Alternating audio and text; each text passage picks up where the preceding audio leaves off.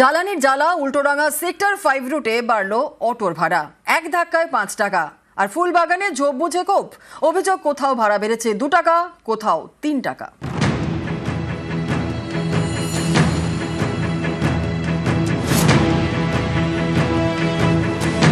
পশ্চিম Asia যুদ্ধ, 2 দফায় বেড়েছে অটো এলপিজির দাম। 10 দিনের মধ্যে দাম বেড়েছে 13 টাকা। এর জেরে কলকাতায় অটো এলপিজির দাম লিটারে 70 টাকা 68 পয়সা। এর জেরে বিভিন্ন রুটে বাড়িয়ে দেওয়া হয়েছে অটোর ভাড়া, যেমন উল্টোডাঙ্গা সেক্টর 5 রুটে এক ধাক্কায় ভাড়া বেড়েছে 5 টাকা। আগে ছিল 35 টাকা, এখন বেড়ে 40 টাকা। সমস্যা তো বটেই, মূল্যবৃদ্ধির সময় যদি দাম বৃদ্ধি হয় আরো তো সমস্যা বাড়বে। সমস্যা তো অনেকই, কেন কি সব তো এই টাকাটা দিতে পারবে না, সব অটোটাই টাকাটা বাড়িয়ে দিই। আজকে থেকে ভাড়া বেড়েছে, আমরা 5 টাকা করে বাড়িয়েছি। তার কারণ হচ্ছে প্রচণ্ড পরিমাণে গ্যাসের ক্রাইসিস।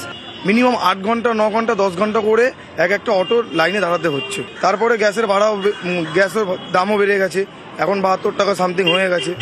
এখন যেহেতু গ্যাসের ক্রাইসিসের জন্য আমরা 5 টাকা বাড়াতে বাধ্য হয়েছি, নাহলে আমাদের চলা পুরো অসম্ভব। দাম যদি কমে, আমরা আগে যেরকম ছিল আমরা সেই অবস্থায় আবার আসবো।